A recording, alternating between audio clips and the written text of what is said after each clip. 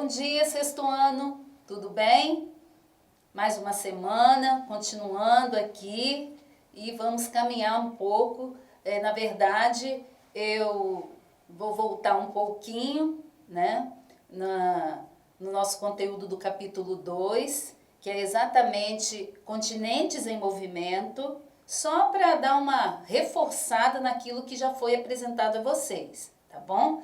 E esta semana ainda está em vigor, né, a atividade que eu encaminhei na semana passada, eu e o professor Leôncio, ilustre professor Leôncio, não é? Estamos aí juntos com o projeto, com vocês, como é que está a confecção dos vulcões. Alguns já têm enviado para mim e para o professor Leôncio também, e estamos gostando de ver. Os trabalhos estão saindo muito bem. Mas o principal disso tudo é garantir o aprendizado de vocês, tá bom? Podem solicitar ajuda da família, não tem problema. Podem seguir os 2 exemplos de vulcões que tem lá nos vídeos, tá bom? E também, eu esqueci até de falar, se caso vocês encontrarem uma outra forma de confecção de vulcão, não tem problema, podem confeccionar. Aqueles 2 vídeos são apenas sugestões, tá bom? E vocês podem fazer de uma outra maneira, desde que apresentem dentro dos padrões que nós pedimos, ok? Então vamos lá, esse tema que nós estamos estudando nesses dias, tanto em ciências quanto em geografia, é um tema que realmente nos faz refletir, pensar, nos traz muita curiosidade, porque afinal trata-se de quê? Do desconhecido, não é? Principalmente quando se fala em interior da Terra, movimentos tectônicos, terremotos, vulcões, que são fenômenos, né, que ocorrem na nossa superfície da Terra, aqui, ó, na litosfera, mas que vêm do interior da Terra. E aí nós vamos rever um pouquinho do que nós já vimos sobre esses movimentos, né? E 2 teorias surgiram, estão lembrados? Uma delas o geólogo, geofísico, né, alemão, Alfred Wegener, ele desenvolveu uma teoria que interessante. Só foi aceita, pessoal, olha só foi aceita depois que ele morreu. Já pensou? Até hoje ele é celebrado, a sua imagem, ele deixou livros, mas só foi aceita de fato essa teoria dele depois da sua morte. Ele tentou provar de todas as formas, mas ele só foi reconhecido, né? Essa teoria só foi reconhecida depois de sua morte. E aí está o nome dela, né? Teoria deriva continental, que tem a ver com os continentes. O que ela defende?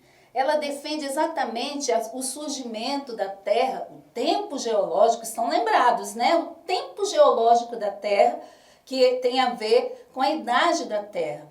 No início, no princípio de tudo, acredita-se, lógico que ninguém estava lá para ver, mas é uma hipótese, uma teoria, ok? Que ele desenvolveu no sentido de que havia apenas uma massa continental e água no planeta Terra. A essa massa continental foi dado o nome de Pangeia. Pangeia era o nome. Apenas chamado de supercontinente. Com o passar do tempo geológico, os movimentos tectônicos, o que ocorreu? Uma tossezinha. O que ocorreu, essa grande massa foi se dividiu em 2 continentes, chamados de Laurásia e Gondwana, ok? E o tempo foi se passando, e o que ocorreu nessa linha do tempo, há 135 milhões de anos, acredita-se que essas massas de terra continuaram, de blocos de terra, foram ainda se separando até chegar à configuração atual, que são os 6 continentes. E só para relembrá-los, quais são os continentes, pessoal? Vamos lá? Vamos ver quem é que tá fera nisso aí. Nós temos o continente antártico, que é a Antártida, ou pode ser também chamado de Antártica.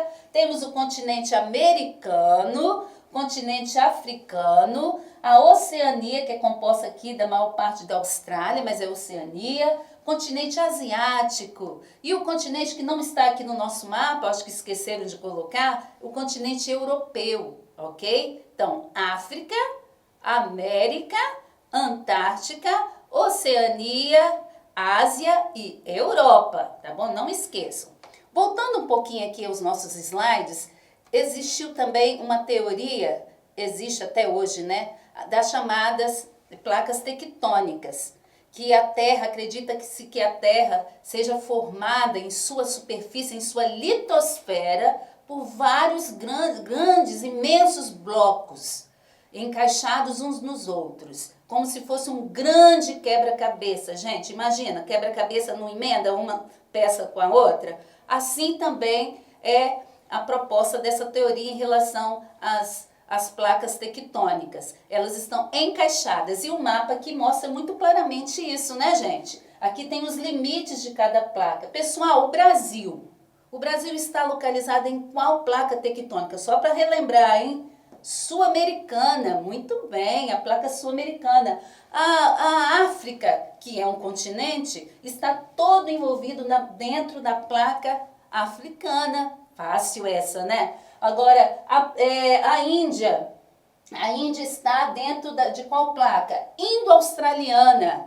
Tá vendo? Cada placa tem um nome, é dado um nome. Agora, o grande problema, pessoal, está na emenda dessas placas, no limite dessas placas, que é o ó do borogodó. Por quê? Porque é aí onde ocorrem os chamados movimentos tectônicos, os tremores de terra, também chamados de movimentos sísmicos. Tá? Dentro da geografia, essa linguagem precisa ser entendida. Tá? Quando a gente fala em movimento sísmico, é o que, pessoal? Terremoto, tremores de terra. E que, na verdade, em todo o mundo, ocorre em vários lugares, né, dos continentes, tá?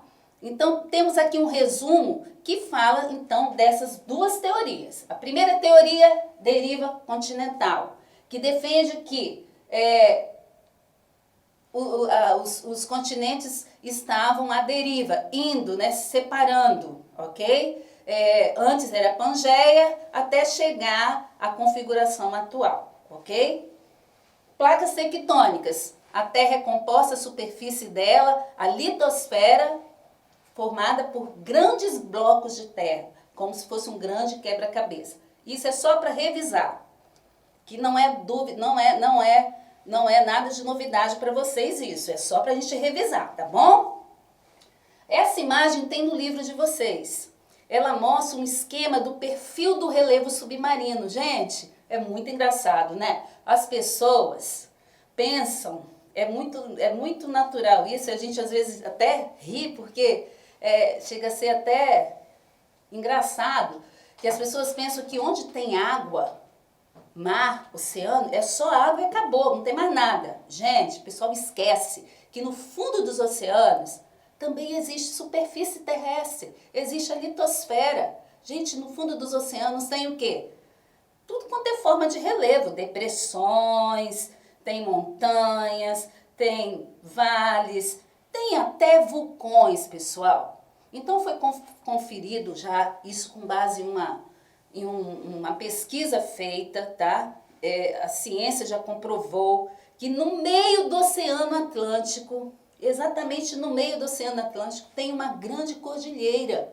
E sabe qual é o nome dessa cordilheira? Mesoatlântica. E aí fizeram mais ou menos um corte aqui para representar para vocês a formação dessa cordilheira. Olha só, tem a plataforma continental, que é a parte mais rasa, né? Onde está mais próximo da gente. Depois tem o talude, a bacia oceânica, a dorsal oceânica, tem ilhas, inclusive muitas ilhas que aparecem no meio do Oceano Atlântico já são pontas de montanha, gente. Você tem noção que seja isso?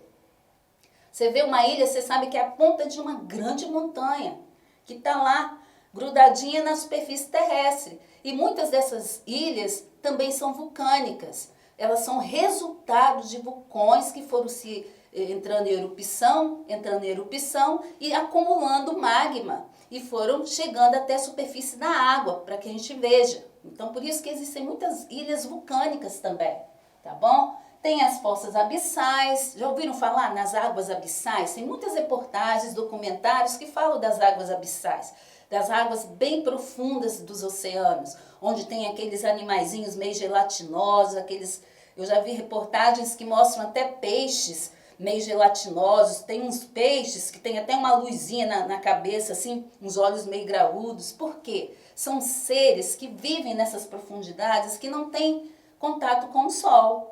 Então eles acabam se desenvolvendo, se evoluindo ali de uma maneira a se adaptar àquele ambiente sem luz do sol, porque é tão profundo, pessoal, que o sol não atinge essas áreas. Então, só para vocês terem uma ideia do que é o relevo submarino, que ele continua, tá? Pessoal, e outra coisa, tá?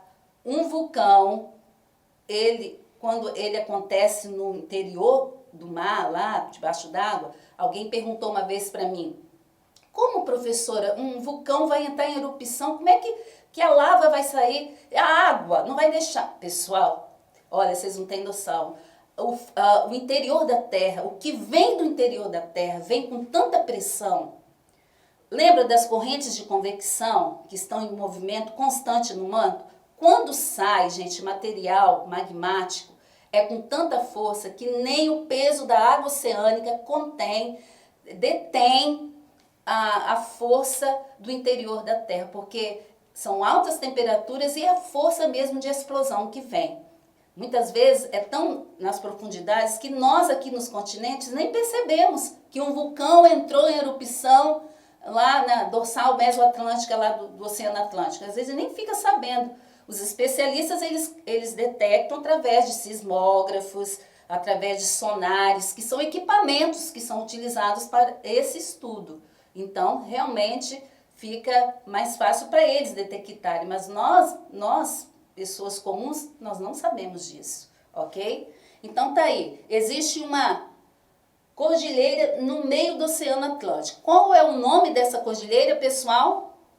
Cordilheira Mesoatlântica, tá bom? Não esqueçam. Então aqui tem uma imagem de uma outra cordilheira, a cordilheira do Himalaia, que fica na região próximo à Índia, né? Lá na Ásia, essa cordilheira ela não está debaixo do mar, ela está exatamente lá na Índia, próxima entre a Índia, né? E uma parte lá da Turquia, ela é bem extensa. E lá está o maior monte do mundo. Alguém sabe me dizer qual é o maior monte do mundo? Com mais de 8.000 metros? Acertou se você falou. É o Monte Everest, muito bem. Sabe o que acontece lá, gente? Quando algum alpinista vai subir, ele tem que levar equipamento até para respirar. Por quê? Porque quanto mais alto for um lugar desse, o ar se torna rarefeito. Raro, quer dizer, a pessoa não consegue respirar em altas, né, elevações como essas. Então, a gente vê que tudo isso aqui é resultado de quê? De movimentos do interior da Terra, movimentos tectônicos, tá bom? É só para vocês lembrarem disso. Todas as formações do relevo que nós estudaremos daqui para frente são resultados de quê? De forças internas da Terra, tá bom? Então, gente, um beijo. Depois a gente vai continuar mais um pouquinho aqui com vocês, tá bom?